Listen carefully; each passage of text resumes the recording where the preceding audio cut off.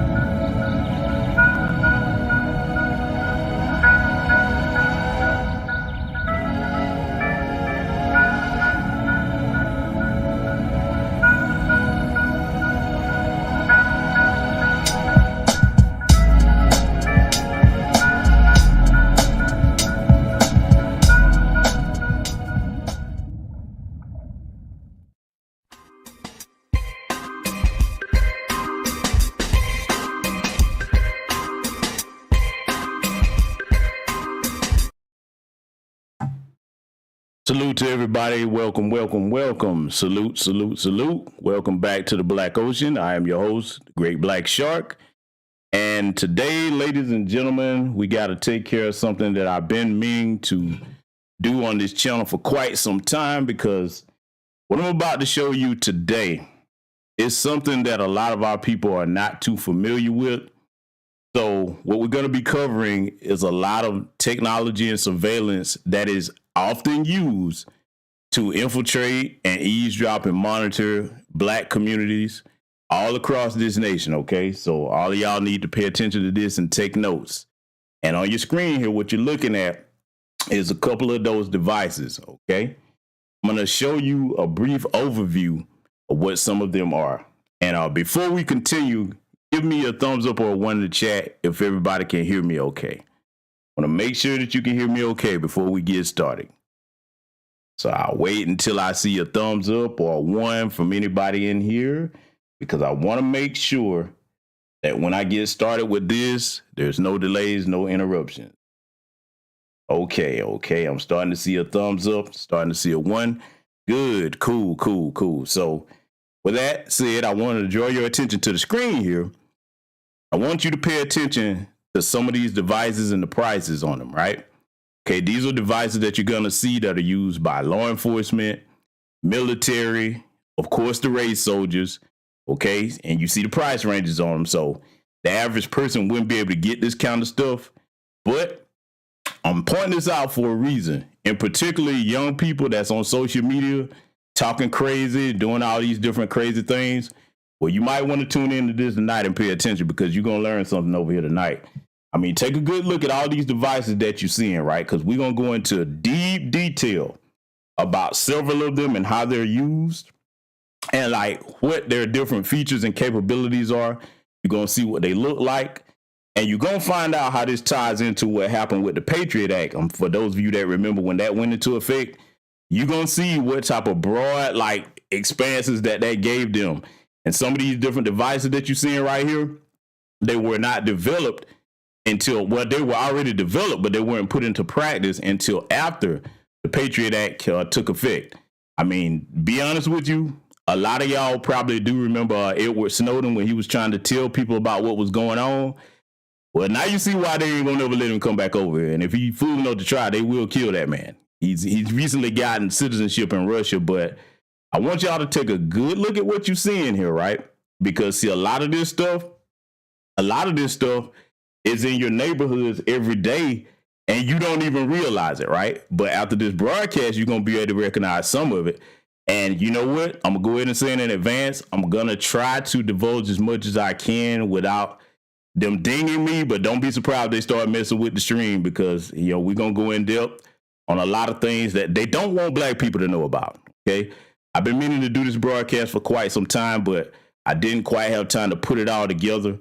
As you can see, some of y'all probably recognize some of the names of this stuff, depending on what type of profession that you have or what have you. Anybody that's ex-military, ex-law enforcement will recognize some of this stuff. So, I mean, you know, y'all gonna really get an education on exactly what links they go to make sure that they keep up with Black folks today. Because let's be honest, they're not using most of this on white folks. If they were, they would be able to stop them from committing a lot of these mass shootings and a lot of other goofiness that they do in their community. Every year, there is a large portion of the United States government budget invested in and directed to surveillance and monitoring of Black people, okay? And by the night, after y'all see this, ain't nobody gonna be able to tell you different, because I'm gonna make sure that y'all are completely aware of these things. They're not gonna tell you this. People not going to explain it. People going to deny it. And see, at the end of this list right here, I want y'all to check this out, right? I'm stopping on this one in particular before we get on with the rest of it. This little device right here is called a Cellbrite, Battlefield Data Recovery Unit. And like it's saying on the screen, it will suck every last byte of data out of a seized cell phone. Okay, these can be used portably. But if you think that's bad, or you ain't seen nothing yet, because what we're about to get in here tonight, man, listen, like I said, this broadcast is going to be one you want to bookmark and share with everybody, because we're going to be thorough about this. So As you see here, the machines that law enforcement uses to monitor your phone's data. We're going to start off with these phones because everybody like to use them today. Everybody's got them today. So that's it. We're going to read this article. The National Security Agency's spying tactics are being intensely scrutinized following the recent leaks of secret documents. However, the NSA isn't the only U.S. government agency using controversial surveillance methods. Monitoring citizens' cell phones without their knowledge is a booming business. You better believe it. From Arizona to California, Florida to Texas, state and federal authorities have been quietly investing millions of dollars. They're lying. Anytime they shoot a number out there, I always add to it. It's billions. Billions of dollars acquiring clandestine mobile phone surveillance equipment in the past decade. Okay, yeah, we're going to get deep with it tonight. Like I said, man, I've been meaning to do this for quite some time, and I'm going to give y'all a thorough breakdown of many different things here tonight. So get your pen and pads ready, okay? Earlier this year, a covert tool called the Stingray, remember that name, that can gather data from hundreds of phones over targeted areas attracted international attention. Rights groups allege its use could be unlawful, but the same company that exclusively manufactures the Stingray, Florida-based Harris Corporation, has for years been selling government agencies an entire range of secretive mobile phone surveillance technologies from a catalog that it conceals from the public on national security grounds. Remember what I said about the Patriot Act, okay? Because it was unlawful to use that at one time, it is not now. It is completely legal. Make sure you understand that. Do not forget that. Okay, we're going to move on further here. Details about devices are not disclosed on the Harris website, and marketing materials come with a warning that anyone distributing them outside of law enforcement agencies or telecom firms could be committing a crime punishable by up to 5 years in jail. It's more than that now. These little-known cousins of the Stingray can not only track movements, they can also perform denial of service attacks on phones and intercept conversations. Since 2004, Harris has earned more than $40 million from spy technology contracts with city, state, and federal authorities in the U.S., according to procurement records. Now, before I go on, let me explain something to y'all, right? This industry right here, surveillance and technology, it is a multi-billion-dollar industry. Independent contractors eat very good off of that. And see, they're going to be pissed off at me telling y'all this because, see, those of us that work in like information technology, deal with cybersecurity, those of us that have our own businesses in this area right here, this is a no-no. Everything I'm going to tell you here tonight, they ain't going to really want me to tell y'all this. So I'm going to try to get through as much as I can. Like I say, if they try to chop this stream, I will put it on Patreon, but I'm going to try to go ahead and get through this, and I'm going to try to stay within the parameters of what I can and can't say on this channel. But I'm tired of my people not knowing about this shit, so I'm going to go ahead and break this down for y'all as much as possible here. So bear with us if anything happens to the stream. We're finna get deeper into this than most people even understand. I mean, after tonight, you're not going to be confused about what technology is able to do to you in the modern era. So let's continue.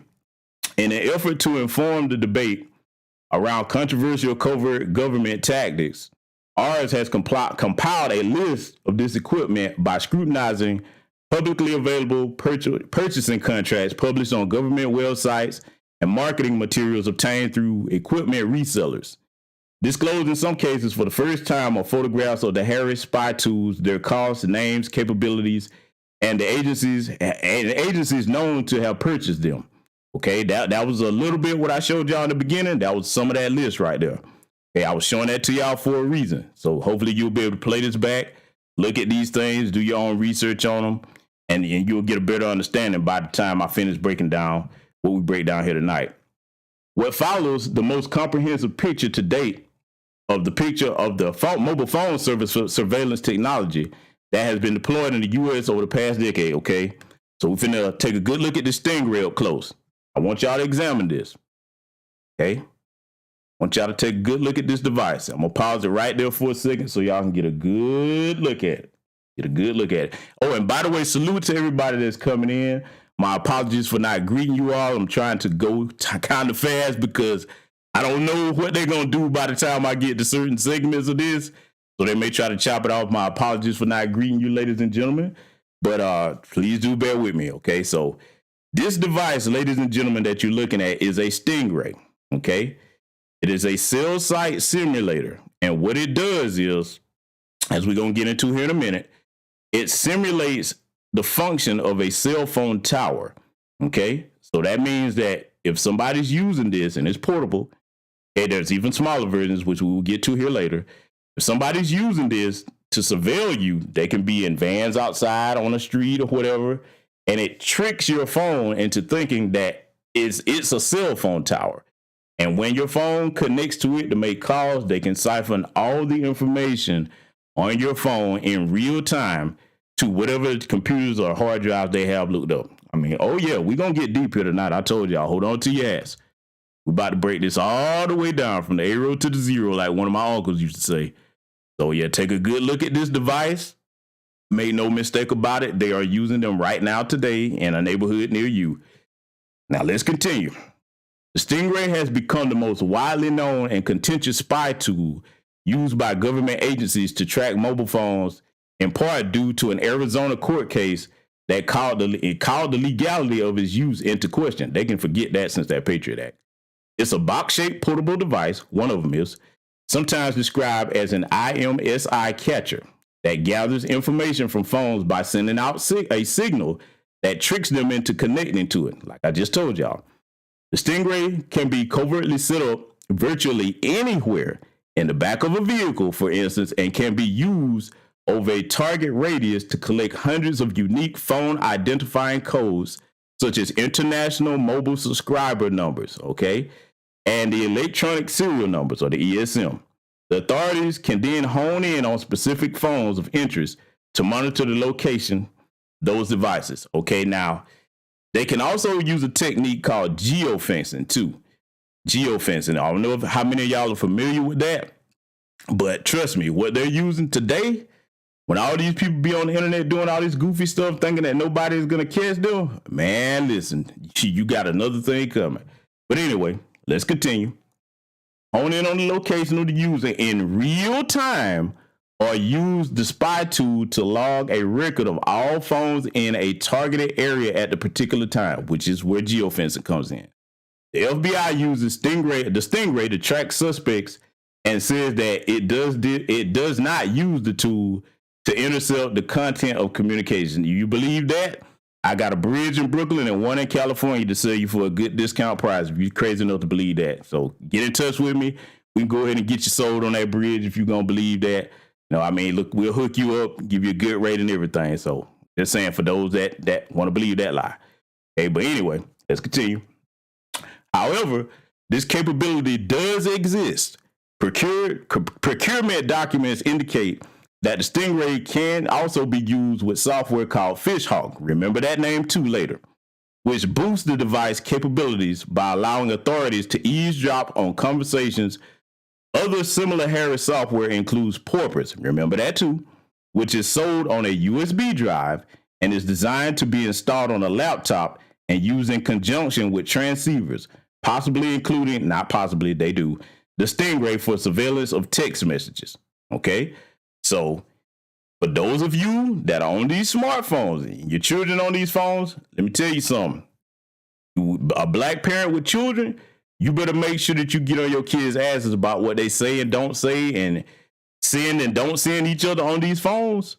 Because, see, they're just waiting to nab our children for the slightest little thing. They don't do this to little Connor, little Billy, and little Sarah that's talking about shooting up the schools. You better believe they all, the greater majority of their focus is on us, okay?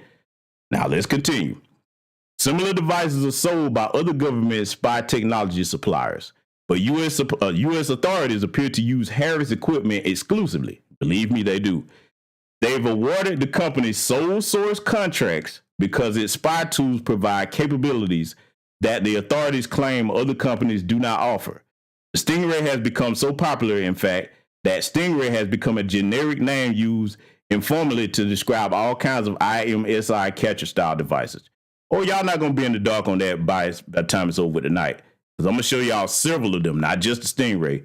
We're going to break a lot of this stuff down. It's going to be new information to a lot of you. So bear with me. I'm going to try to explain all the terms. I'm going to keep it in layman's terms so it's nothing too technical that goes over people's head. But I want y'all to focus on this part, talking about this Stingray. So now, this isn't completely accurate. They're being somewhat disingenuous with this, but I'll read it anyway, and I'll break it down after I read it. They're saying when it's first used, okay, so trademark records show that a registration for the Stingray was first filed in August 2001. Earlier versions of the technology, sometimes described as digital analyzers or cell site simulators, the term I mentioned earlier, by the FBI were deployed in the mid-1990s. An upgraded version of the Stingray named the Stingray 2 was introduced to the spy tech market by Harris Court between 2007 and 2008. Photographs filed with the U.S. Patent and Trademark Office depict Stingray 2 as a more sophisticated device with many additional USB inputs and a switch for a GPS antenna, which is likely used to assist in location tracking. So now, before I go further, I want to ask how many of my audience in here remember the movie in 1998 called Enemy of the State? How many of you brothers and sisters in here remember that movie, Enemy of the State, with Will Smith and Gene Hackman, if I'm not mistaken? Well, let me tell you something. And a lot of you are smart over here. You already know. Everything that they showed you in that movie, which is what Hollywood does a lot of times, that shit existed back then. Do you understand what I'm telling you? I'll tell you what, if you doubt what I'm saying, by the time the night over with, you're going to be like, you know what? Let me go watch that movie again. Okay? Oh, yeah, we're going to get some edumacation over here today. That's right. I said edumacation. Yeah, we're going to get some good old-fashioned edumacation. So if you got a homeboy that's out there in the streets doing a bunch of goofy shit and he on that phone, you better tell him to watch this. So before we go further, I'm going to show you what the average cost was for this. The newer models are cost a lot more than this now. Average cost $68,000, okay, $479 for the original Stingray. The newer one, $134,952. So they invest big money in this. And I don't know how many of you remember the 1033 program under thanks to old Barack Obama. A lot of that money under that program was spent to get devices like this to target us, okay? So further, I'm going to show y'all something. Agencies that use them, federal authorities, have spent more than $30 million, it's a lot more than that, on Stingrays and related equipment since training since 2004. According to procurement records, purchasing agencies include the FBI, DEA, all the alphabet folks, Secret Service, U.S. Immigration and Customs Enforcement, the Internal Revenue Service, oh yes, the IRS has them, the Army, the Navy, of course, and race soldiers in Arizona, Maryland, Florida, North Carolina, Texas, California, pretty much the entire country. Okay, they purchase or consider purchasing the devices according to the public records. In one case, procurement records and PDF shows cops in Miami obtained, and this is the part I want y'all to focus on, especially if you're down here in Florida, okay, in the Florida area. Pay attention to this. Cops in Miami obtained a Stingray to monitor phones at a free trade conference held in Miami in 2003. Want y'all to sit and let that resonate with you for a minute. In case that didn't really hit you the way it should have. If they suspect that you holding a gathering, that they want to know what you got going on or whatever, thanks to the Patriot Act, hey, they can go grab a couple of Stingrays, post up, and pull all the information from every phone in there. Now, let me show you something, right? This happened at a conference. That's just what they're telling you about. What you think happened where it's a black church, any black convention where we gather up at, any of these places where it's a bunch of us at, I'm going to tell y'all something too. Because see, like I said, they ain't going to like me putting this information out here. I don't give a damn. I got to warn my people. When you go to these concerts, you damn well better believe that every police car out there is using one of these. I promise you that. Okay? So I want you to put your young people up on game on this. Like I said, I'm going to try to keep the terms simple tonight so that you can explain it to them and walk it back through them, especially if you're a father with sons or daughters. Sit them down and really go over this information. After you research a lot of it, yourself, because anything that I put out on my channel, I expect you to research it for yourself to make sure you can verify everything. Okay. So now the next device that we're going to get into is called the Gossamer. Okay. Now the Gossamer is a small portable device that can be used to secretly gather data on mobile phones operating in a target area. It sends out a covert signal that tricks phones into handing over their unique codes, such as their IMSI and TMSI, which can be used to identify. Hold on a second. I got ahead of myself. Can be used to identify users and home in on specific devices of interest. What makes it different from the Stingray? Not only is the Gossamer much smaller, but it can also be used to perform a denial of service attack on phone users, blocking targeted people from making or receiving calls, according to marketing materials that they found on this thing, published by a Brazilian reseller of the Harris equipment. Okay, so now let me go into detail with this before I go on. I know I have a very intelligent audience over here, but a denial of service attack, okay, that can be used on more than just like things that connect to the internet. You can use that on phones also, as you just heard there. Okay, so I want to make sure that I'm not losing anybody with what they're saying that the capabilities of this device are. Okay, but let's continue on here. Gossamer has the appearance of a clunky looking handheld transceiver. Okay, and y'all, that's what it looks like right there. Get a good look at that thing. Okay, all right. One photograph filled with the U.S. Patent and Trademark Office shows it displaying an option for mobile interrogation on a small LCD screen, which sits above a telephone-style keypad. Okay, so that's information on that. As you see, they're saying it's first used. All right, the record's showing that the registration for the Gossamer was first filed in October 2001. Understand when they say that, that's just the general bullshit that they tell the public. By that time, or whenever they're saying it was first used, it was already in testing and development. That's just the official year that they're going to give that they got a working version of it out. But everything that you're going to hear about tonight, when you see the section where they talk about when it was first used, what that means is that was when they first worked all the bugs out of it. But they've had it in beta testing mode well before those years. I just want to break that down in case anybody doesn't understand that. All right. And so as it's saying, the agencies between 2005 and 2009, the FBI and Special Operations Command and Immigration and Customs law enforcement spent more than $1.3 million purchasing Harris Gossamer technology and upgrading existing Gossamer units according to procurement records. Most of the $1.3 million was spent by the FBI as part of a large contract in 2005. Okay, that's a little bit of background on that.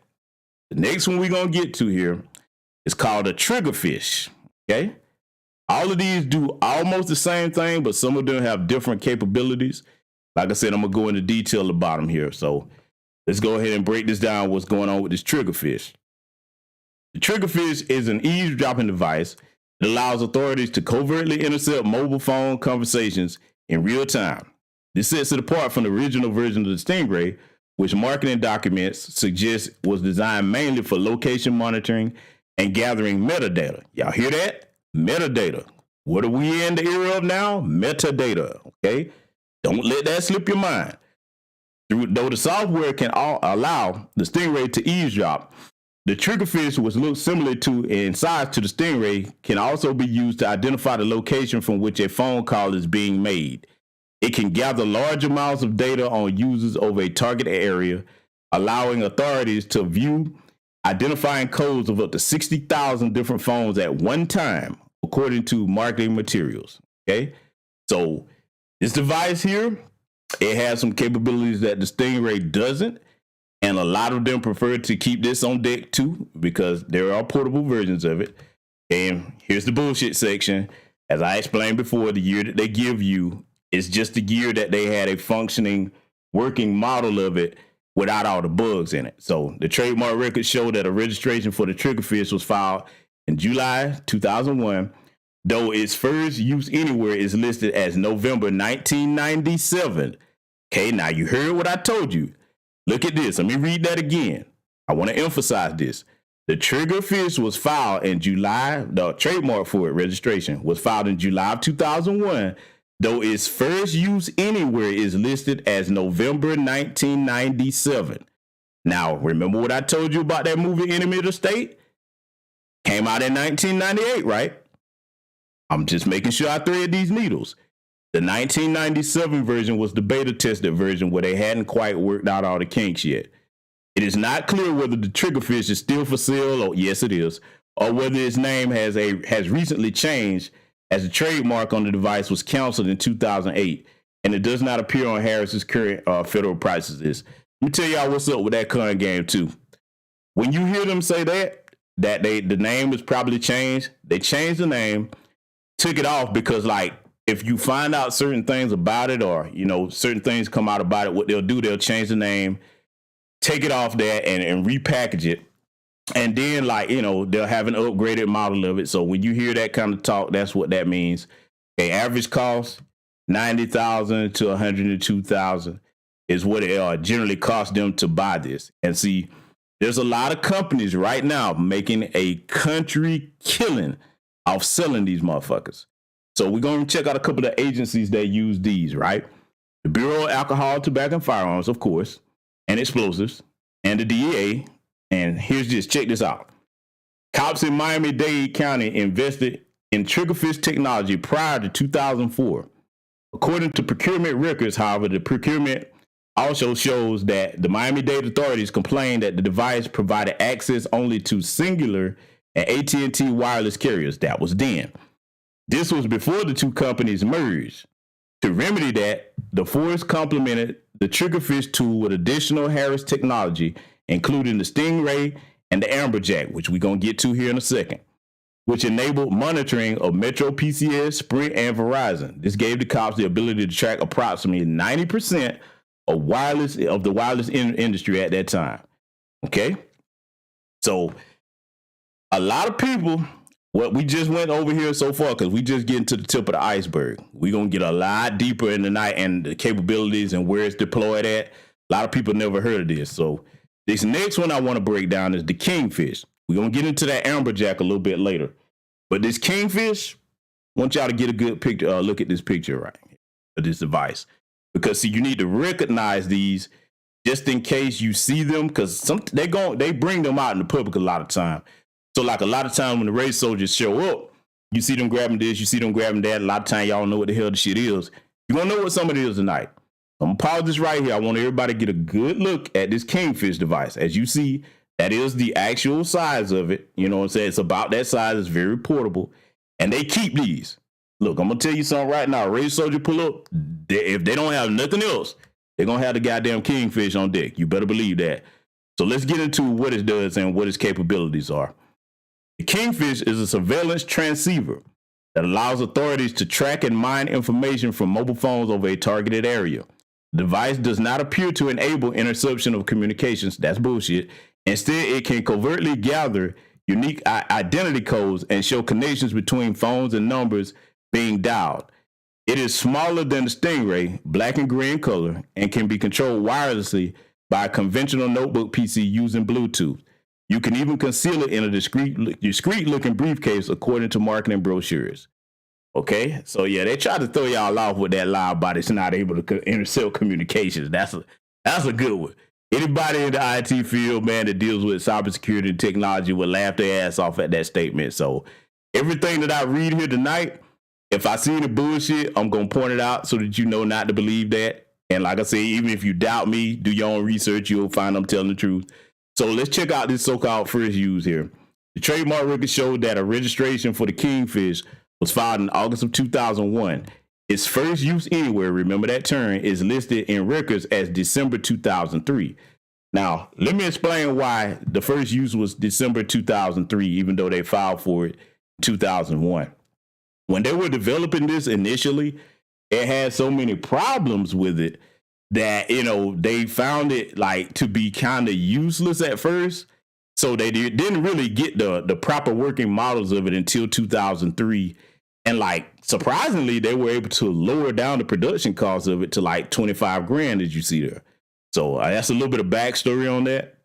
So we're going to take a look at the government agencies that use these things also. Okay. Let's see, this stuff right here, man, they're not going to tell you this on the news. You ain't going to, I guarantee you ain't no white person going to sit down and game you up on this, but I am. Okay, so let's check out the agencies that use it. The usual suspects, of course. Government agencies have spent about $13 million on Kingfish technology since 2006. Keep in mind when the Patriot Act came into effect now. Okay, so I'm going through these numbers and these years and times for reasons. Sometimes as part of what is described in procurement documents as a vehicular package deal that includes a Stingray, the U.S. Marshal Service, who keep a bunch of this, Secret Service, Bureau of Alcohol, Tobacco, and Firearms and Explosives, Army, Air Force, state cops in Florida. Florida people love all this shit. Trust me. The Florida raised soldiers, man, they keep it all on deck. County cops in Maricopa, Arizona, and Special Operations Command have all purchased a Kingfish in recent years. Hey, it's certain things that these police departments not going to be without. That's why when you always hear them talking about fund the police, they want it so they can keep a shit ton of this. So if anything happens to it, they got more ready to pull from where they can keep on surveilling us. Because see, again, if they use most of this on their own people, a lot of things that they do, they would stop it before it happens. But nah, it's always pay attention to what the black people doing. We're the most dangerous threat in the country, according to them. Okay, so we're going to get into what this Amberjack does here, right?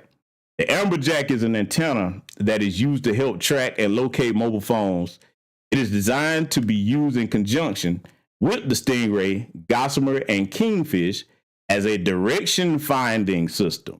Okay, so when you have all those other ones, they use this to enhance the ability to perform what we call geofencing, to triangulate exactly where you are and exactly what your location is. And they've made advancements in geofencing to the point today that where not only can they track your direction and everything, they can pinpoint certain things with like exact distance.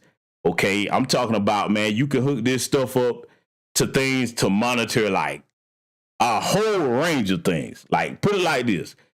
A lot of your cameras in these cities, yeah, they're going to be mad at me for this. A lot of these cameras on these corners in these cities, you think they don't have a combination package of all that shit put together up there? You crazy. But anyway, let's go ahead and break it down. They use it as a direction finding system that monitors the signal strength of the targeted phone in order to home in on the suspect's location in real time. The device comes inbuilt with magnets, so it can be attached to the roof of a police vehicle. Again, it can be attached to the roof of a police vehicle. I'm going to go ahead and make it plain for you. Check this out, right? The lights that you see on the police cars, what you think else is up there? I'm just going to go ahead and tell you where to find them on the race soldier vehicles. Yeah, they up there. Right behind them lights and in between them a lot of times. When next time you look at one of them cars, look in between them lights or behind them, and you'll see one of these up there, or several. And it has been designed to have a low profile, not if you know what you're looking for covert purposes. A photograph of the Amberjack filled with a trademark application reveals that the device, which is metallic and circular in shape, comes with a tie-down kit to prevent it from falling off the roof of a vehicle that is being driven at high speeds. Okay? So, want to make sure that y'all know exactly what they're used on as far as law enforcement, what they look like, what the capabilities are, when they were first used, all that good stuff. With this one, trademark records show that a registration for the Amberjack was filed in 2001 at the same time as the Stingray. So this was dual joint development technology right here. They're about the same age old as far as like their development, as far as the background. Its first use anywhere is listed in records as October 2002. And they kind of fudging about that, because like the first time that was really tested in the beta mode was probably around 1999. You know what I'm saying? Like it wasn't called that name then. I forget the name they called it. But around 1999, the technology that does what it does was tested at that time. So technically it wasn't 2002. Okay, average development price was about $35,000. They got some advanced models out that cost a little bit more than that. Usual suspects, DA, FBI, all the alphabet boys use these things, right? Okay, of course, the military. Again, you see, you got North Carolina, Florida, Texas. Okay, they all that budget and stuff that they be asking for this funding, this is what it's for. Okay, make sure y'all know that. Next device we're going to analyze here is called a Harpoon. Okay, called a Harpoon. I'm going to show y'all a picture of it. I want you to pay attention to what it looks like. Take a good look at it. Now, as you notice, it's similar in design to the Stingray.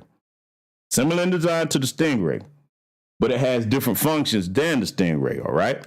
So we're going to cover a bit of that too here as well.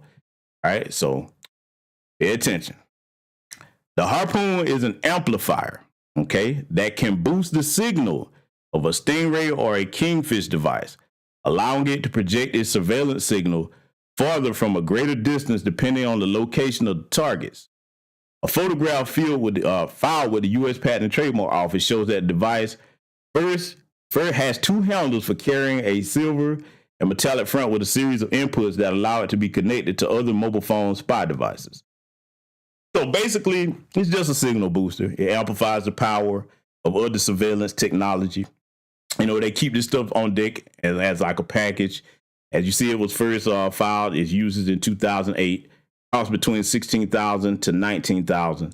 So, you know, it's not quite as expensive to make, but they do keep them on deck to boost the signal. So now we're getting into something that brings us right on over into the modern era. Because, see, the stuff that I just discussed, it was developed prior to now. Hailstorm. Okay? I want y'all to really, really pay attention to what I'm about to read. I'm going to look in the chat. If I confuse any of you with anything, if you don't understand any term, let me know, and I will make sure I break it down. I'm going to give you a brief overview of what Hailstorm is before we get into this. It's basically the modern day version, software-wise, of what the Stingray was, but they use it on devices like the Stingray. I hope that makes sense, because it will here in a minute. Like I said, if I lose anybody, you don't understand something, just let me know and I'll break it down. So let's go ahead and get into what Hailstorm does. The Hailstorm is the latest in a line of mobile phone tracking tools that Harris Corp, remember that company, is offering authorities. Not offering, they have it now. However, a few details about it have trickled into the public domain. They really don't want you to know about this. It can be purchased as a standalone unit or as an upgrade to the Stingray or Kingfish, which suggests that it has the same functionality as these devices but has been tweaked with new or more advanced capabilities. Procurement documents show that the Harris Corp has in at least one case recommended that the authorities, use the Hailstorm in conjunction with software made by Nebraska-based. Get ready to remember the name of this, okay? Get ready to remember the name of this place. Because, see, they're responsible for a lot of the bullshit, like them robot dolls and stuff. They work in conjunction with them. Anyway, let's go ahead and get into it. Software made by Nebraska-based surveillance company, PenLink.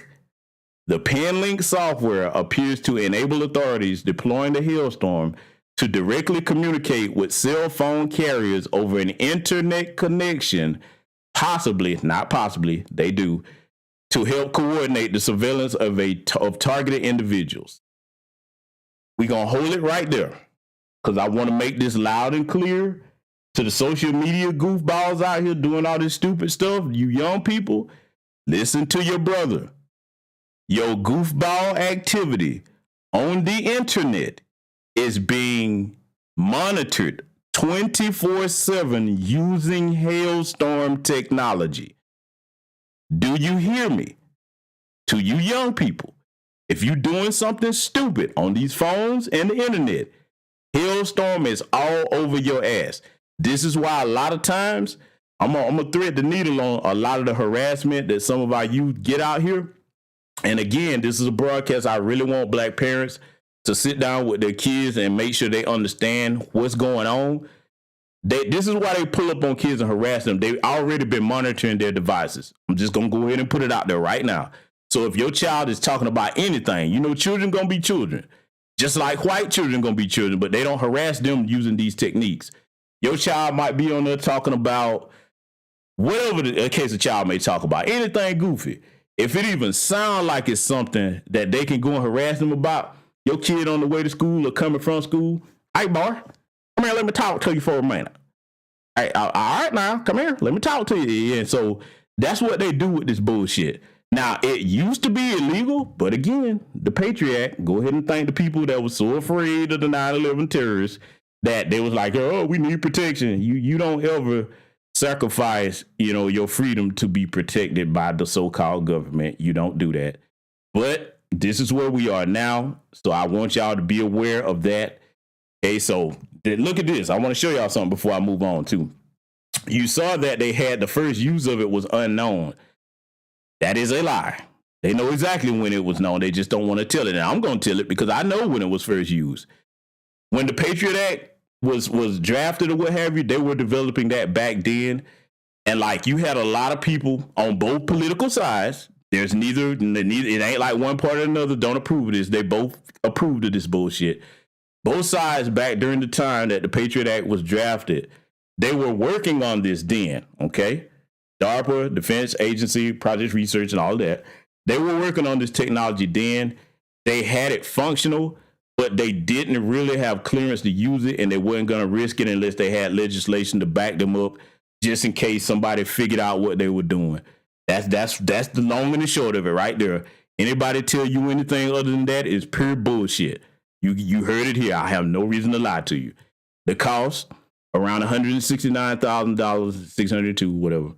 As a standalone unit, the price is reduced when purchased as an upgrade. Okay, it's showing you some of the agencies here that use it. Okay, and particularly Phoenix, Arizona, my brothers and sisters out there, y'all be careful, bro. I'm telling y'all, man, they heavy on using them out there. Heavy on using them out there. Okay, as you see here, they're telling you, Phoenix, Arizona, each separately entered the procurement process to obtain Hailstorm equipment. The Baltimore and Phoenix forces, Baltimore too, each set aside about $100,000 for the device, okay? And they purchased it as an upgrade to the Stingray 2 mobile phone spy technology equipment. The Phoenix Cops spent an additional $10,000 on Hailstorm training sessions because you do have to be trained to know how to use this system. I mean, it's very complex. I mean, you put it like this. If you don't have any type of degree in like any type of information technology or computer programming, you really won't know what to do. If you were looking at the instructions on how to use it, it would be somewhat Greek to you. But yeah, they spend a lot of money on training people how to use this. In fact, in some police departments across the nation, I know in Chicago, for example, it is mandatory that you take Hailstorm training sessions so that you will know how to operate the device, especially as you get up in rank as like sergeants, lieutenants, what have you. So anyway, training sessions conducted by Harris Corp in Melbourne, Florida, and Oakland County authorities said they obtained a grant from the Department of Homeland Security. Yeah, they're giving out money to keep track of the niggers to help finance the procurement of the Hailstorm tool. The Oakland authorities noted that the device was needed for pinpoint tracking of criminal activity. Y'all know who they call the criminals in this country. Okay, it is highly likely that other authorities, particularly federal agencies, will invest in the Hailstorm tool, with procurement records eventually resurfacing later in the year of 2014. So, yeah. Yep. See, this is the kind of stuff right here that a lot more people should be talking about, but you can't talk about it if you don't know about it. Like I said, I've been meaning to do this broadcast on my channel for quite some time. I just didn't have the time to put it all together because there's a little bit more to get to here. And as you see, of course, no one's talking. The FBI has previously stated in a response to the questions about the Stingray device that it strives to protect our country and its people using every available tool, blah, blah, Patriot Act. And that location of data in particular is a vital component of investigations. But when it comes to discussing specific surveillance equipment, it is common for the authorities to remain tight-lipped because they don't want to reveal tactics to criminals. Now, before we get to the next part of this presentation, brothers and sisters, Peyton Gendron, okay, Stoneman Douglas High School, okay, all of these different mass shooters that, all these different tragic mass shootings down in Uvalde, Texas, all this that has gone on, all of it, they've had the capability to stop these things in advance. But no, you can't do that because it's always about the niggers. See, if they did deploy a lot of this technology, because there's more to get to here tonight, that's just the tip of the iceberg. If they did deploy a lot of this, they would be able to stop their little demonic bastards from taking people's lives because it's mainly hurting mostly their community. Yeah. So, like I said, I'm finna game y'all up on all this stuff that they don't want to talk about, so you'll know why they stay begging and crying to get all this funding, right? So, yeah. Anyway, the code of silence shrouding the above tools, however, is highly contentious. Their use by law enforcement agencies is in a legal gray zone. Yeah, meaning that before the Patriot Act, you wouldn't have been able to use none of this bullshit. Okay, particularly because interference with communication signals is supposed to be prohibited under the federal government, under the Federal Communications Act. In May, an Arizona court ruled that the FBI's use of a Stingray was unlawful in a case involving conspiracy, wire fraud, and identity theft. But according to the American Civil Liberties Union, when seeking authorization for the use of the Stingray tool, the feds have sometimes unlawfully withheld information from judges, they always do that, about the full scope of its capabilities. This means that the judges across the country are potentially authorizing the use of technology without even knowing what it actually does. Yeah, technically they do. That's not all. There is another significant issue raised by the Harris spy device security. According to Christopher Sorgen, chief technologist at the ACLU, similar covert surveillance technology is being manufactured by a host of companies in other countries like China and Russia. He believes the U.S. government state secrecy on the subject is putting Americans at risk. Oh, yeah, China, yeah. Everything that we got, China and Russia, they have a lot of people over here. See, why they worrying about the niggers so much, let me tell you what they need to be worrying about. You got Chinese and Russian citizens over here that they have caught aiding China and Russia, sending all types of like documents and things back to these people that they're not supposed to know about. You know what the number one thing that they tell them to go after, the Chinese and Russian government? Anything military or surveillance, so that they can get their hands on the smallest piece of a blueprint or the actual technology itself, which is more preferred, and reverse engineer it or upgrade it. That's how that works, okay? But no, pay attention to black people. Like, we the ones running around doing that. We wouldn't even try to do that. But yeah, everything is always about keeping their foot on our necks, though. So yeah, but I digress. Let's continue. Our government is sitting on a security flaw that impacts every phone in the country, Sorgen says. If we don't talk about Stingray-style tools and flaws that they exploit, we can't defend ourselves against foreign governments and criminals using this equipment too. Yeah. So that's the first breakdown of that, right? So now we're going to get into another type of device. It's called a dirt box, okay? And that dirt box is abbreviated called DRT, but it stands for Digital Receiver Technology. Okay, so as you see the title of this article, it says, what is a dirt box and can it intercept your calls and messages? Yeah, it can do that and a lot more. I'm going to break down exactly what it does here too today. As you see, these are some of the things that we're going to get into. I said I'm going to breeze through this. Hopefully they're not screwing with the stream or what have you, because I'm pretty sure they're going to try it before I get to the end of this, you know, because I mean, if we can make it all together, I'm going to put y'all up on some game, man, that, you know, y'all should have been aware of a long time ago. So if nobody else is going to do it, I'm going to do it over here. Let's get into what a dirt box does. A dirt box is a device that can intercept your calls and messages by masquerading as a cell phone tower. Okay, another cell site simulator.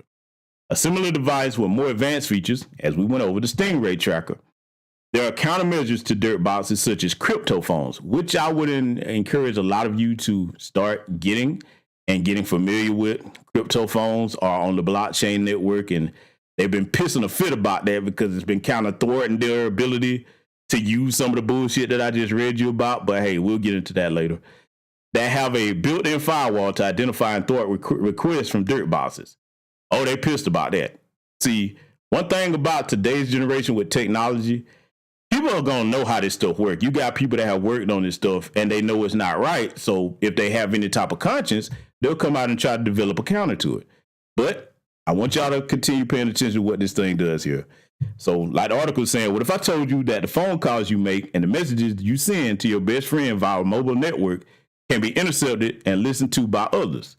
Sounds a little creepy or paranoid, but it's actually a possibility. Actually, it's reality. A dirt box is such a device that can conduct this dirty job of eavesdropping on cellular conversations. So I'm going to show y'all what they usually attach these things to and the main way that they are used, because see, man, listen, let me tell y'all something, boy. A lot of these kids in these neighborhoods, boy, they don't have a fighting chance, man, against this stuff because they don't know what it is. Anyway, to better understand how your mobile phone catches a signal, okay, they got a document here. You know what? I should have had that link ready to put this article in the chat. I would try to go back and put it in the description box. But anyway, click here to learn about the detailed working of a mobile cell tower. The United States Marshals is presently using dirt boxes mounted on aircraft to detect and locate cell phones, especially those that they deem high-value targets or people of interest and all that other good stuff. You know, I've heard that terminology before, but especially those they deem suspicious. Dirt boxes collect information and records communication that happen through cell phones. Moreover, they can be used to jam mobile phone communication. Oh, yeah. They can shut down your service and make sure you can't make a call at all, period. Like if you got certain things going on, they feel like, you know, they need to go ahead and shut you down. They can do it at the flick of a button, man. I mean, that's just how powerful this technology is today. So further reading into its capabilities, you may wonder why this technology has been given such a grimy name. Well, the name stems from the company that originally developed it, Digital Receiver Technology, as I stated earlier. It is known by the abbreviation DRT in technical circles. According to Digital Receiver Technology's documentation, a dirt box, man, boy, see, and by the way, if you hadn't hit the like button and share this, please do so because I want everybody to hear about this information. Okay, everybody black needs to know about this anyway. So let's continue. A DRT is capable of cracking the encryption on communications from over 200 mobile phones at the same time. Okay, this is done across state-of-the-art 4G LTE frequencies used for fast voice and data communication. In 2008, Boeing took over the Digital Receiver Technology Company. Okay, the same Boeing that makes the airplanes. Boeing describes this device's purpose as jamming, managed access, and detection. Okay, so those are a little bit of the capabilities of this thing, right? And like it was saying, it's mounted on aircraft. So when you see a lot of these planes and stuff flying overhead, and you see them multiple times a day, as this diagram is showing right here, that's what they got going on. Okay. In fact, I'll tell you how you can know this. Boy, they're going to be pissed at me telling y'all this. I'll tell you how you can know this, right? If you're ever in a neighborhood and you kind of notice, especially if you're in a place where you're not near no airport and it's just stuff flying over you all day, back and forth, back and forth, get yourself a good, strong pair of binoculars and you can start to recognize some of these planes by the way they look. But see, by the way this diagram functions here, the dirt box is usually on the bottom middle part of the plane, okay? And when it flies over a target area, you see that's the radius of it right there when it's flying over, okay? And it sweeps up this information very quickly, okay? It ain't like they got to hover over you to catch it a long time. Like it can just swoop by, boom, they got you. 200 phones at one time, okay? Intercept cell phones, crack encryption, and track your IMSI, all right? So this is the stuff right here that these people out here need to be aware of when it comes to like these different surveillance methods. Because like I said, a lot of people have never heard of this. I don't know how many of you in the chat have ever heard of what a dirt box does, or Stingray, Kingfish, and none of the like that I already showed you. But we're going to further break it down. Dirt boxes basically operate as fake mobile phone towers, and like most of the stuff does, forcing all the target mobile phones within this range to use their signal or for communication purposes. In other words, a dirt box functions as a cell tower simulator. Also, as the information passes through the cell tower simulator, the dirt box simultaneously breaks the encryption on the voice and data transmissions of dozens of mobile phones. Okay, so when it catches the signal, it immediately starts cracking your code. Like all the encryption on it that's normally on these different things, once it locks onto that signal, it's already inside the device's security at that point. Okay, so that's why they keep these on deck too. All right, and yes, they are using them today. All this stuff I'm reading you is current technology. If you put dirt boxes on an airplane or even on a drone, you'll potentially elicit all sorts of information about hundreds of people, thousands. This information shockingly includes recorded phone conversations, identification of callers and receivers, and even the SMSs shared between them. Yep, that's right. Your text messages too. Okay, so again, if you know somebody that's doing stupidity on these phones and on these like different devices, you better warn them. Oh, and I forgot to throw this in here. This dirt box, it works on laptops too. Oh, don't get it twisted. You know what? Hold on. I'll read that part. We'll get there. What's more frustrating is that cell phones automatically connect to these fake cell towers without the owner of the cell phone even knowing, because the cell phones are designed to seek out the strongest signal in a given area. This implies that even if there are working towers in an area, okay, remember that part, a dirt box will it does, boost its power and make itself more attractive for cell phones in the vicinity to connect to it.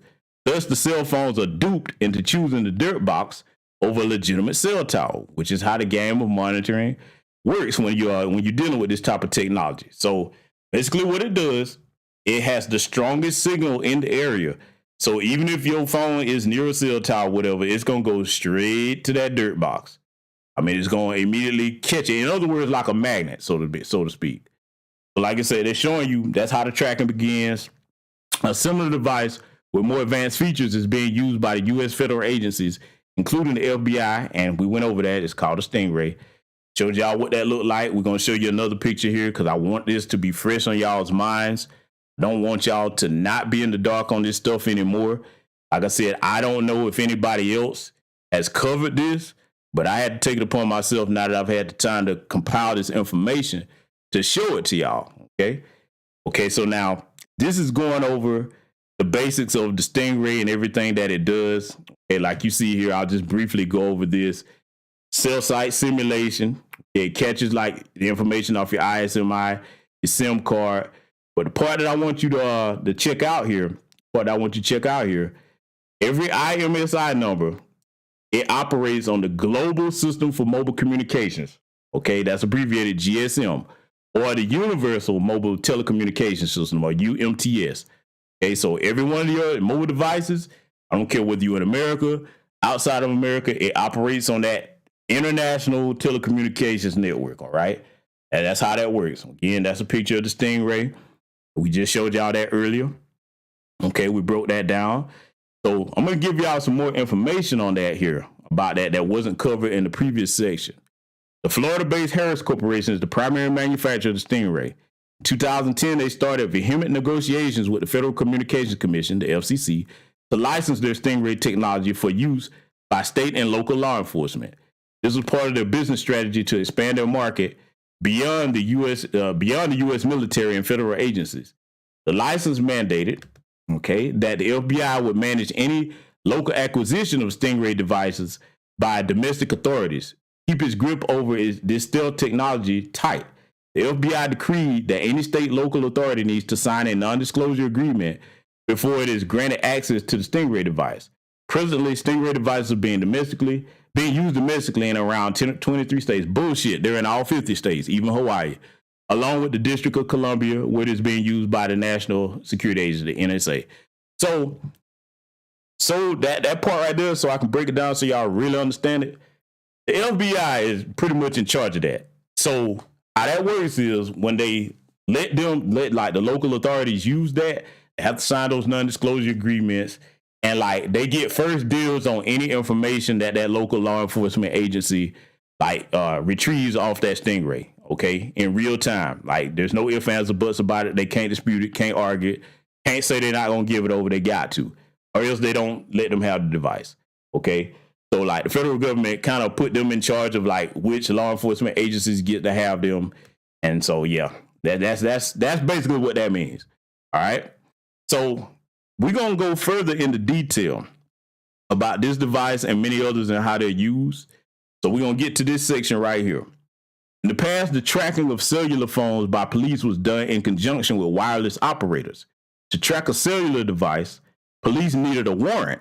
Now pay attention to this part. Needed a warrant. They don't know more. Needed a warrant specifying trap and trace orders. With this warrant in place, police could force any wireless operator turn over their data to empower the law enforcement department to track mobile phones. That was the old school era. We're in the new school era now. All that bullshit can be bypassed, right? I know, right? So when people start hollering about all their rights and what rights they got and what you can't do, what they can't do, they can do whatever the fuck they want to do. They look, the biggest gang in the country is law enforcement, okay? Don't let all this Chicago, but nope, ain't no street gang and no neighborhood ever had as much power as these bastards got. Okay, so let's continue reading. However, with the advent of dirt bosses like Stingray, the police and other government organizations can enact their surveillance measures with ease. Just like a more advanced dirt boss, the Stingray is designed to duplicate cell sites, as we already stated, mimic cell signals to break into cellular phones of the targeted individuals, intercept their data, and track the phone's location, even when it's dormant. Let me read that again. So if a lot of y'all will, I'll just turn it off. It's designed to intercept and track data and location, even when it's dormant. Let me be specific about dormant. I'm not talking about you put your phone down and it went into the lock screen. I'm talking about with you switching your phone completely off. Yes, ladies and gentlemen, your phone can be tracked when you turn it completely off. Okay? I'm telling you, I want y'all to understand the power and the capabilities of these devices. Also, the best part of this surveillance method for police is that it eliminates the need for coming up with a conditional warrant. So warrant be damned. They can use this anytime, and they do use it anytime they get ready. Okay? I want y'all to know that. They use it anytime they get ready. They don't even go to no judge or ask for nothing. Nope. They don't even have to do that no more. They don't even have to do that no more. They can just say, fuck it. This is what we need it for. This is what we want to use it for. And they can just do it. They can just do it. Okay? So we're going to read on. It's a no-brainer to understand why police agencies are hesitant to discuss the use of the Stingray public. Yeah, they don't want you to know about this, but you're going to know tonight. Even the manufacturers of the device are tight-lipped over the detailed workings of the mechanism of this device. Although Stingrays are the most popular cell phone surveillance devices on the private market, other devices are used for the same purpose, including those that we just read about, the Triggerfish, Gossamer, Amberjack, Hailstorm, Harpoon, and the Kingfish. Okay? That's why I wanted to break those down before we got to this part, so y'all will be already familiar with how they use those devices and the broad sweeping powers that they have. Okay? So now, let's get to this section. Is there a way out? I know a lot of y'all will be like, well, damn, if they can do all of this, is there any way to protect myself from it? Good news, yes, there is. Yes, there is. This is why I encourage, in addition to all of us practicing our Second Amendment rights legally, okay, I encourage everybody to at least have a basic grasp of modern day technology and communications, if nothing else. If nothing else, you need to understand how modern day communications work. Let's get into the way out. After reading about the function and purposes of dirt boxes, you may wonder whether there's a way to get away from prying eyes of such a surveillance device. A number of countermeasures to dirt boxes have been developed to bypass monitoring. Cryptophones, again, that's what I was mentioning earlier, have been born out of that purpose. Cryptophones have a built-in firewall to identify and thwart a lot of this BS, a lot of requests from dirt boxes like Stingray. They even alert the user whenever a cell tower requests an IMEI capture. This way, the user has more control over what types of transmission take place between his cell phone and the cell tower. Okay? So if you hadn't got up on game on your crypto phones, you need to do that. Yes, your brother has one. I keep two, in fact.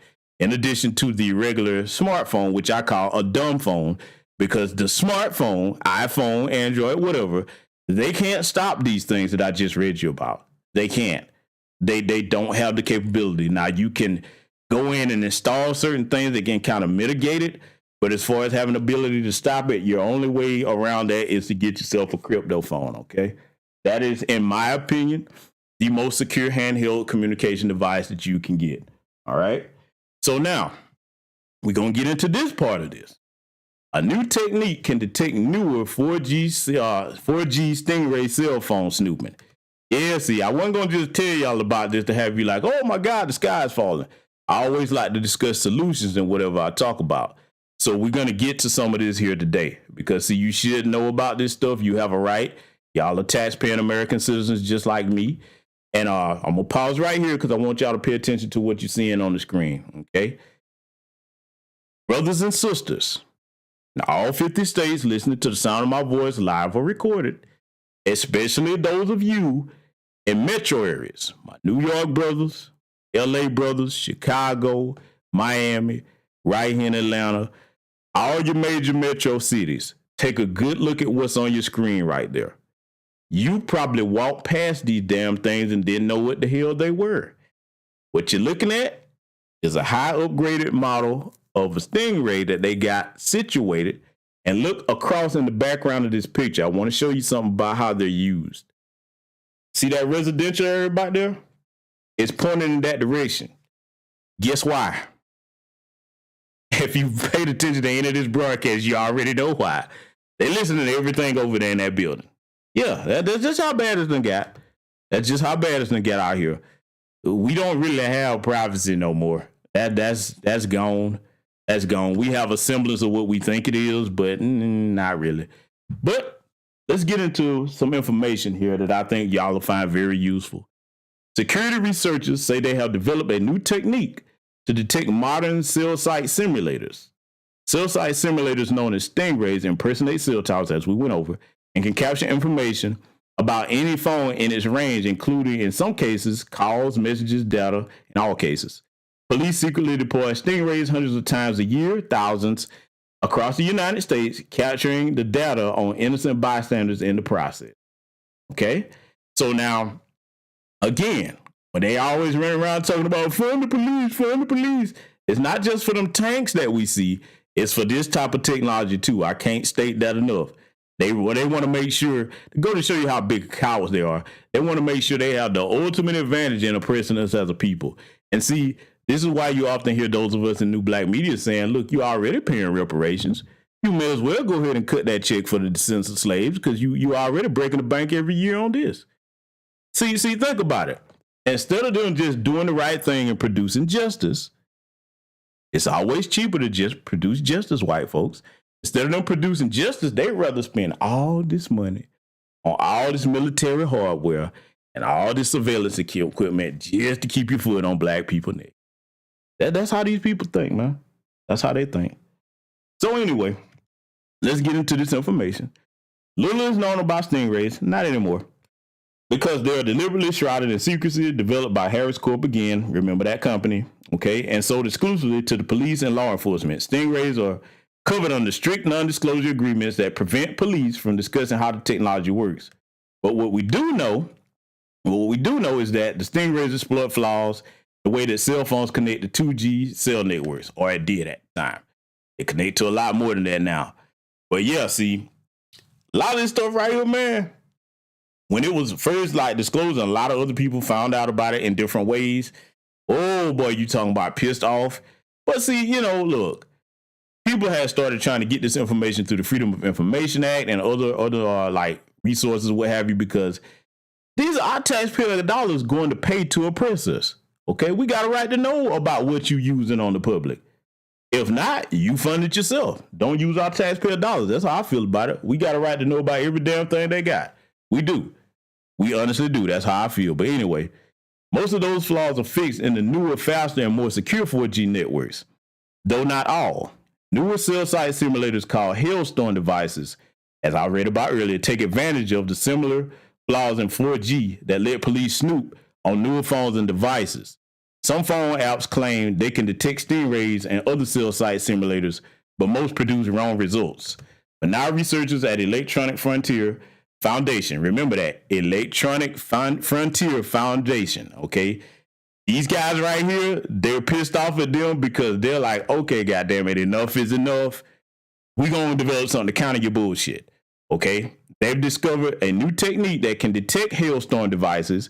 Enter the EFF's latest project dubbed Crocodile Hunter, named after Australian nature conservationist Steve Irwin, who was killed by a stingray's barb in 2006. So they tried to give it somewhat of a poetic name, to counter that. Helps detect cell site simulators and decodes nearby 4G signals to determine if a cell tower is legitimate or not. So you see, there's some ways to fight back against this bullshit. You don't have to just sit here and be a victim of it. And this is why they really don't want black children in STEM like that. And that's why I encourage the hell out of you to get your black children in STEM programs, get them involved in understanding information technology in particular, engineering, technology, science, math, all of it. They need to know all of it because, see, we need people that understand this technology going forward into the next generation so that we can develop ways to protect ourselves against these damn things. But let's read on further here. Every time your phone connects to the 4G network, it runs through a checklist known as a handshake. Okay, this is a common term in cybersecurity and information technology where those of you in that field in here recognize it. To make sure that the phone is allowed to connect to the network. It does this by exchanging a series of unencrypted messages with the cell tower, including unique details about the user's phone, such as its IMSI number and its approximate location. These messages, known as the Master Information Block, the MIB, and the System Information Block, SIB, are broadcast by the cell tower to help the phone connect to the network. Okay, so there's some of the terminology that a lot of y'all may not be too familiar with. You need to get familiar with this. In fact, if you're on my Patreon, I'm going to put some information that I know I can't put on YouTube.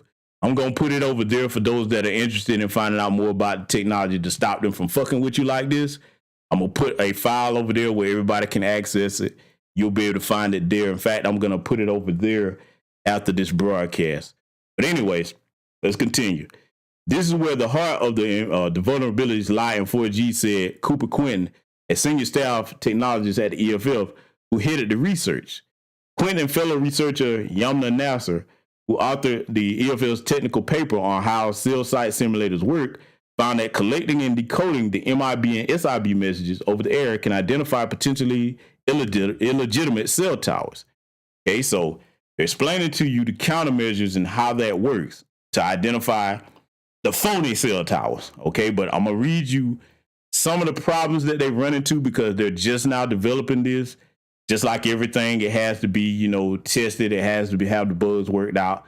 But it's better than nothing. Like it's something that, you rather have it and not need it than need it and not have it. And there's a picture of that damn Stingray.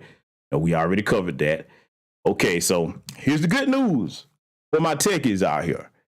Crocodile Hunter is open source, allowing anyone to run it, but it requires a stack of both hardware and software to work. Once up and running, Crocodile Hunter scans for 4G and 5G today, cellular signals, begins decoding the tower data, and uses trilateration to visualize the towers on a map. Okay? And that's the information that I'm going to put over on Patreon. I ain't going to be able to put that over here. I will put, that over there where you can get into this source code, see it for yourself, use it for yourself. If you're familiar with computer technology, information technology, you'll pick up on it right away. Teach it to other people, especially our people, because we need to know it. But anyway, let's continue with the information here. But the system does require some thought and human input to find the anomalies that could identify a real cell site simulator. Those anomalies can look like cell towers appearing out of nowhere. Towers that appear to move or don't match known mappings of existing towers or broadcasting or are broadcasting MIB and SIB messages that don't seem to make sense. So basically what that's saying is it can track the towers, the ones that are fake, that's running around here like a police car that's moving, because most cell phone towers don't move nowhere. But we're going to cover some things about the few that do. Okay, because there are some legitimate towers that do move around. We're going to get into that in a second here. But this is where the know-how would require you to understand what you're looking at to make sure that it's legit or not legit. That's the layman's term breakdown of that. That's why verification is important, Quinton said. And Stingray detecting apps don't do this. Okay, do have a few apps that can detect it, but those are they worked fine in the beginning, but they started doing a lot of stuff to make it where you can't really get them that easy. And, they're just in other words, making sure that you don't have a way to defend yourself. Like I say, If you don't want to go through none of this and get none of the source code that I'm talking about, get yourself a crypto phone. Just keep it on deck. Just because we find an anomaly doesn't mean we found the cell site simulator. We actually need to go verify it. So at this point, yes, you would need to see that on the map, then go where it is to see if this is something that's like a vehicle or whatever that's, not a stable tower. All right, they're working on it. In one test, Quentin traced a suspicious-looking cell tower to a truck outside a conference center in San Francisco. It turned out to be a legitimate mobile cell tower. That's what I was telling y'all before. They do have some legitimate ones with these different companies that they use in different places, like if they're having a conference or whatever. For example, like CNN, if they're on location somewhere, they'll use these, okay? So that's just a brief description of some that would be legitimate.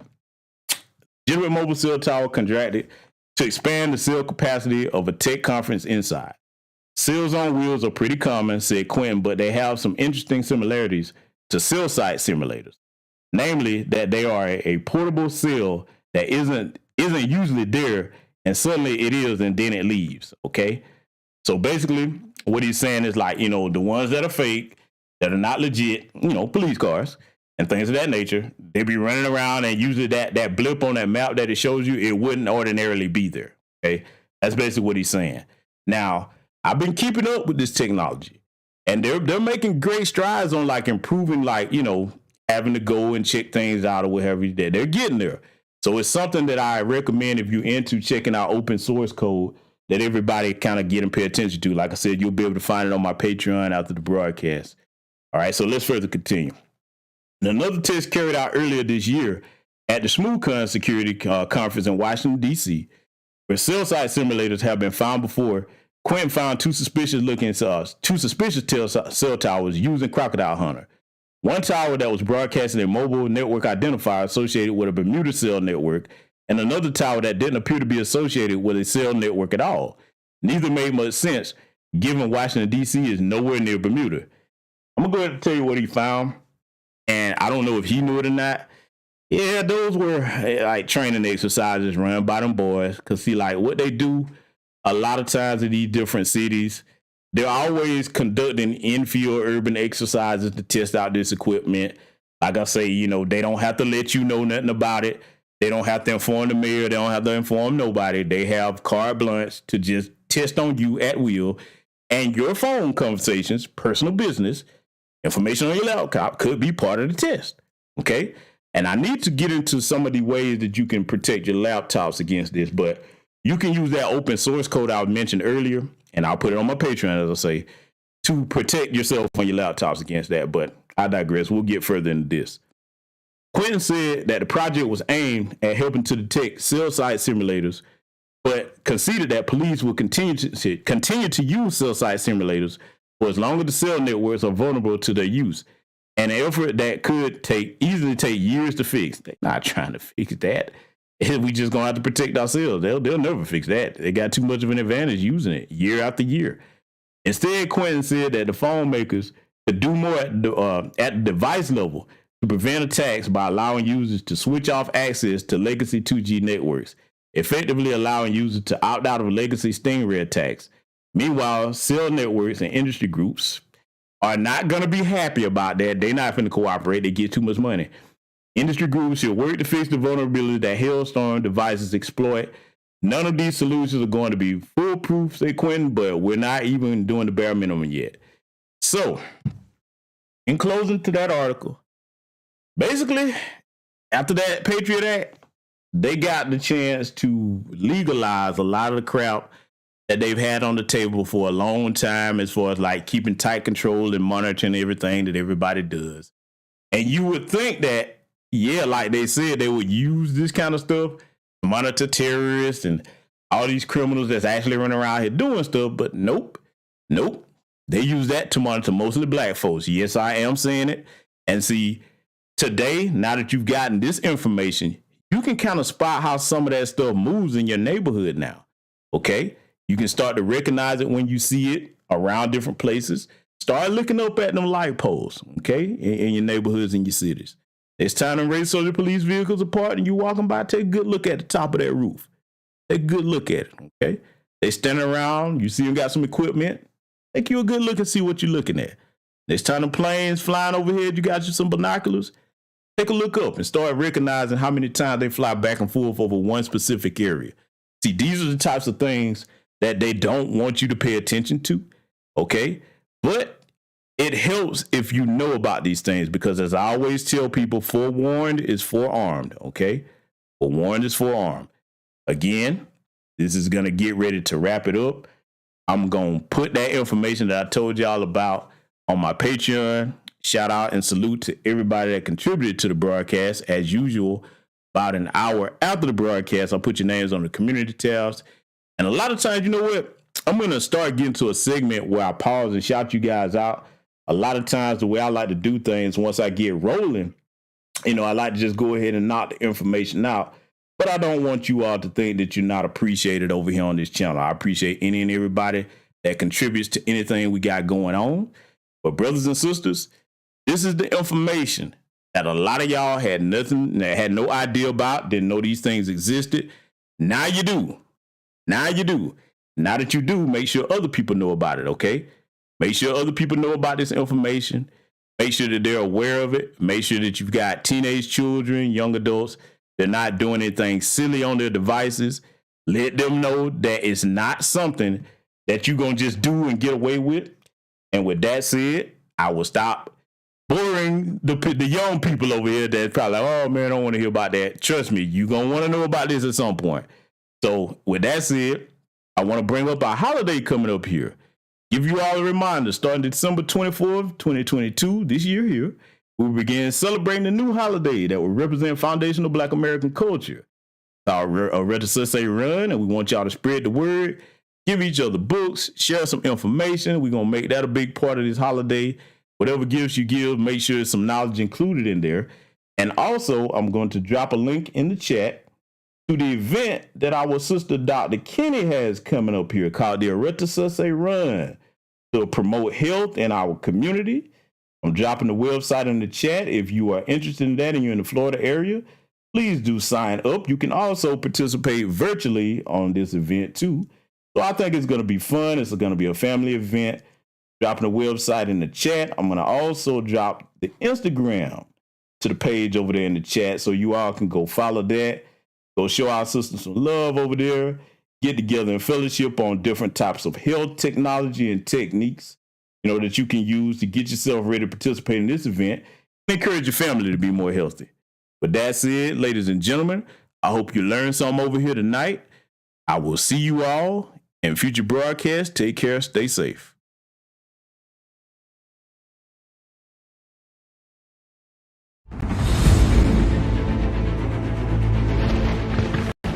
There are a lot of misconceptions about Maroons. Typically in literature, whites will say that the Maroons were uncivilized, they were unorganized, they were lewd, they were barbaric. These were the people who lived in the bush. There is no other group on the planet Earth that have taken on the devil the way we have, in his own house. Some estimates say that there are about 50,000 Maroons that you can find per year throughout the Americas. The Great Dismal Swamp was an area between that Virginia, North Carolina, the eastern border area. This was a popular area for a lot of not only runaways, but natives. A lot of the black natives hung out there. The Gullah Geechee were known in that area. Because that's who we are. You can put us anywhere in the world. We are survivors. If you are really tapped in with your environment and you become one with that ecosystem, right? You know what I'm saying? That ecosystem begins to work with you. We were robbed of our definition of who we were, which is our nationality and our tribe. And we fell into the description of what we were from someone else's eyes. Resistance is not just about not only violence and physically fighting back, but there has to be resistance literature, resistance language. A whole 2 detachments of U.S. soldiers got mowed down by the Black Seminoles. They destroyed an entire U.S. military force. Out of 110 people, they killed 108. That's damn good shooting. The Black Seminoles were using all types of guerrilla warfare tactics, and these warfare tactics are studied in military schools to this day. They didn't like Muslim slaves. The same reason they didn't like Indian slaves, because they weren't afraid to die. Once you realize you're not safe, your children and your families aren't safe, the people who you're bringing in the world are not going to be safe long after you, there becomes a need to stand up and survive at all costs. We are the Maroons. We are today's Maroons. We are the force that's moving forward. We will never be stopped.